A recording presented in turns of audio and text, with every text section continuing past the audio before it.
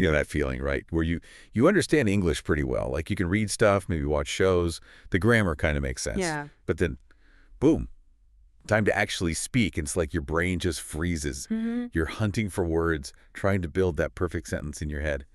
And the moment passes. It's So frustrating. It really is. And often at the heart of that frustration is this habit we have of mentally translating everything, you know? Thinking it first in your own language, then trying to map it word for word into English. Exactly. And that's what we're really digging into today. This constant mental translation thing. It's like having this slow middleman in your head for every single conversation. Right. It slows you down. It can make your English sound a bit unnatural maybe. And it just gets in the way of speaking smoothly. Right. So our mission today, pretty clear. How do we train your brain to just think in English? Yes. Cut out that middleman so speaking feels more automatic, more, natural. Precisely. And we're not just going to talk about why stopping translation is crucial, though it absolutely is. We'll actually give you some practical hands-on techniques you can start using, like today. Okay. To really begin thinking directly in English. It's a shift, but honestly, it's a total game changer for fluency. Okay, let's get into it then. Yeah. Why is translating in your head such a big hurdle? Why does it stop us speaking confidently? Well, think about it like this. Languages aren't just lists of words and grammar rules, right? They're different ways of organizing thoughts, different cultural ways of putting things. English has its own sentence structures, its own idioms, its own kind of flow. So when you try that direct word-for-word swap... It doesn't quite work. Exactly. You often end up with sentences that sound, well, weird or just plain wrong to a native speaker. Yeah, that makes perfect sense. It's like forcing puzzle pieces together. Yeah. I remember trying to translate the saying from my language once, and literally in English it sounded completely ridiculous. Nobody would say that. Right. And beyond sounding awkward, think about the mental load. Your brain is doing two jobs at once. Okay. First, think the thought in language A. Then, search for the English words. Figure out the English grammar. It's exhausting just thinking about it. It is. It takes time. It takes energy. And that's where those pauses come from, the hesitations, that feeling of your brain just, buffering. Cognitive overload. Yeah. Got it. Okay, so message received, stop translating. Yeah. But how? It feels so automatic that my brain just defaults there. Where do we start? Okay, so the very first step might sound almost too simple, but it's really effective. Just start labeling things around you in English. Silently, in your head. Labeling. Yeah. Look around right now. Wherever you are, what do you see? Just name it. Okay. Let's see. Desk. Laptop. Mug. Window. Light. Perfect. Just those single words. We're not making sentences yet. Not at all. The whole point here is to build a direct link. Object, detail, English word. No detour through your first language. Okay. So see a chair, think chair. Think the word in my language, then translate to chair. Exactly that. You want that immediate association. Daughter, lamp, like learning colors, Yeah. I see red, you think red, you don't translate it first. I see. It's like creating a direct pathway in the brain. Precisely. And the key really is just doing it consistently. Waiting for the kettle. Kettle, counter, water. On the bus. Bus seat, window, street sign, building. Okay. Might feel a bit weird at first, maybe forced, but stick with it. Your brain will start making those connections automatically over time. Right. Okay. I can do that. Just mentally pointing and naming. What's technique number 2? Okay, so once you're feeling pretty okay with just the single words, the next step is to add a little bit more. Start making short, very simple descriptions. Descriptions. Yeah. Take those things you were labeling and add just a couple of words. So instead of just mug, I could think white mug. Yeah. Or mug is on the desk. Exactly. Keep it super short and simple. Instead of car, maybe blue car or car is fast.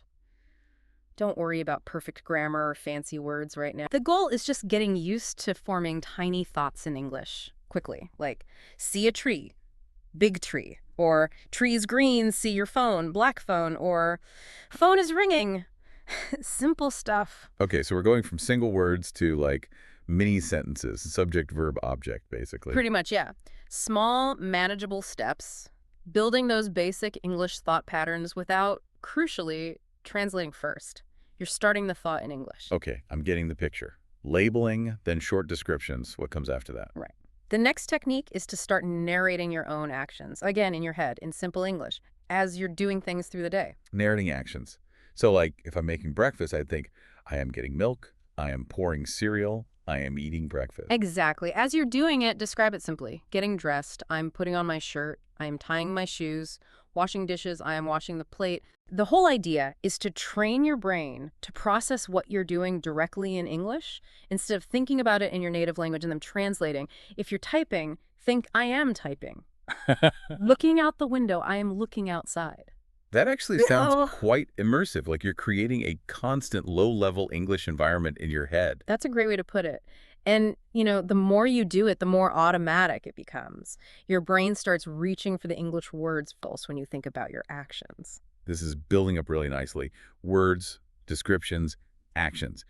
What's the next strategy to break that translation habit? Okay, the next one is about responding. When someone asks you something in English, challenge yourself to answer immediately, without that pause to translate. Ooh, okay. That sounds like a jump. It's so instinctive to pause and translate when you're put on the spot. It definitely takes conscious effort. Start small. Really common question. Someone asks, how are you? Resist that urge to think your detailed answer in your language and translate. Just have a few quick English replies ready. I'm good, thanks. Doing well. Not bad. Pretty busy. Whatever feels natural, but the key is speed. Quick response. So it's about building those almost reflex answers in English to stop the translation window from even opening. Precisely. Quick, direct answers break the translation habit, and honestly, they make you sound much more natural in conversation. It might feel like you're using set phrases at first, but that's okay. Yeah. It builds confidence and speed. Even a simple hi back when someone says hello, automatic. No translation needed. Okay, I can see how that would work, especially in quick exchanges. What's another technique we can use to make English the default thinking mode? Right. Another really useful one is to start using English for your internal planning, your mental to-do lists, reminders, scheduling thoughts. So instead of thinking, must remember the meeting at 3, I should consciously think, meeting at 3 p.m. or need to buy milk. Exactly that. If you're planning your day, think, finish report this morning, call Sarah after lunch.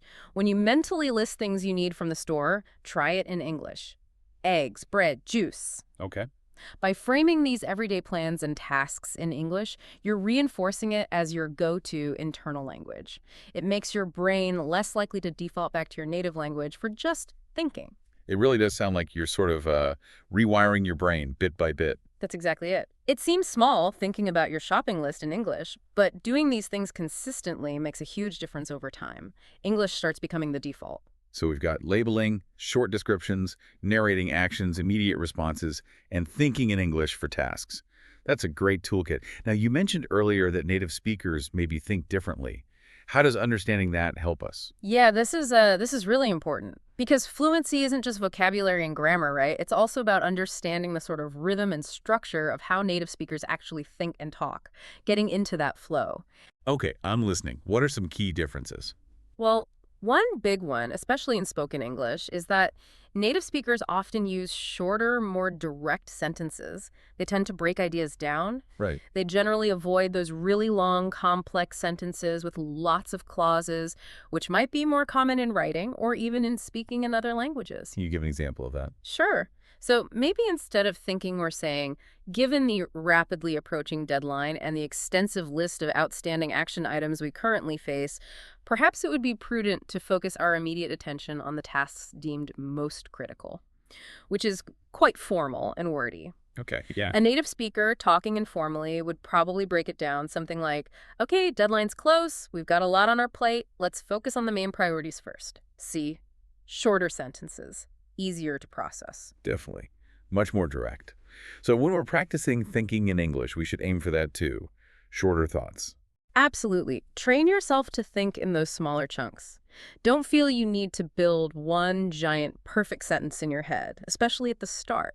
Break it down. It's easier mentally, and it sounds more natural. Like instead of, as a consequence of the inclement weather and my failure to bring appropriate rain protection, I found myself arriving at the designated location thoroughly drenched. Right.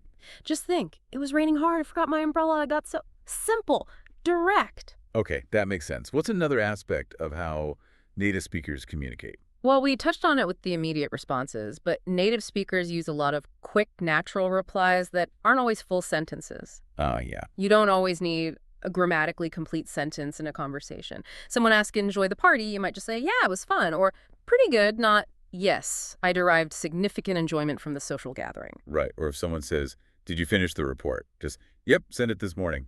Or, Yeah. almost done. Exactly. Those short, natural responses are key. Practice them. Don't overthink trying to make every reply a full, perfect sentence. Just get the meaning across quickly. If someone thanks you, no problem, or you bet, often works just as well as you are very welcome. Okay.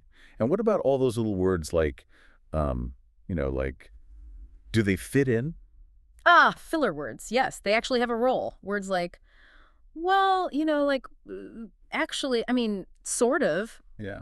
They do a couple of things. Okay. One, they buy you a little thinking time without a long, awkward silence. Two, they make your speech sound less robotic, more Sure. natural and conversational. So if I need a second to think, instead of just silence, I could say, let me see, or okay, what I think. Exactly. Or maybe you start an explanation with, well, the thing is, or use kind of or sort of if you're not totally sure. It's kind of like, the trick is not to overuse them. Too many likes or your nose can be distracting. You're right. Use them, but don't lean on them too heavily. Okay, so just to recap the thinking like a native part. Think in shorter, direct chunks. Practice quick, natural replies, not always full sentences. And use fillers appropriately for flow and thinking time. And underpinning all of this is actively trying not to translate first. You've got it.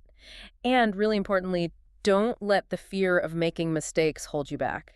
Everyone makes mistakes when learning. Everyone. True. The key is just to keep practicing, keep trying to form those thoughts directly in English. It will feel more natural over time, I promise. Okay, this has been super helpful, really practical stuff. Now, time for our listeners to try it out. What's today's challenge? Right. So for your challenge today, let's start putting that first technique into action. For the next hour, or even just the next 30 minutes, if that's easier, consciously try to label things around you in English. In your head. Okay. Look at your desk, look out the window, walk around your home, see an object, think the English word. Chair, lamp, book, window, tree. Remember, no translating first. Direct object to English word connection. So if I'm in the kitchen, I'm thinking refrigerator, sink, oven, cupboard. Exactly. And if you feel up for it, you can add the next step too. Try narrating your actions in simple English during that time. Oh, okay. Making coffee. Think, I am getting coffee. I am adding water. Walking outside. I am opening the door. I am walking down the street. Keep it simple, short sentences. That sounds very concrete, something you can start doing, like, right now. It is, and we genuinely love to hear how you get on. Maybe leave us a comment. Tell us one thing you labeled or described in English without translating. How did it feel? Was it easy? A bit tricky. Yeah, share your experience. Definitely. Sharing helps everyone, and it helps you reflect on it too. Fantastic. So it really is about taking these deliberate steps, however small, to start rewiring the brain. Absolutely. That core idea, stop translating, start training your brain with these simple daily techniques. That's how you break through that barrier and start really thinking in English. And looking ahead, what's the plan for our next deep dive? Tomorrow, we're tackling something else crucial. The secret to learning English vocabulary faster. We got some really effective strategies to share. Ooh, faster vocabulary learning. Okay, definitely tuning in for that one. You won't want to miss it. All right, well, that's our time for today. Give that challenge a go. Yes, keep practicing, keep at it, and remember, think in English. We'll catch you next time.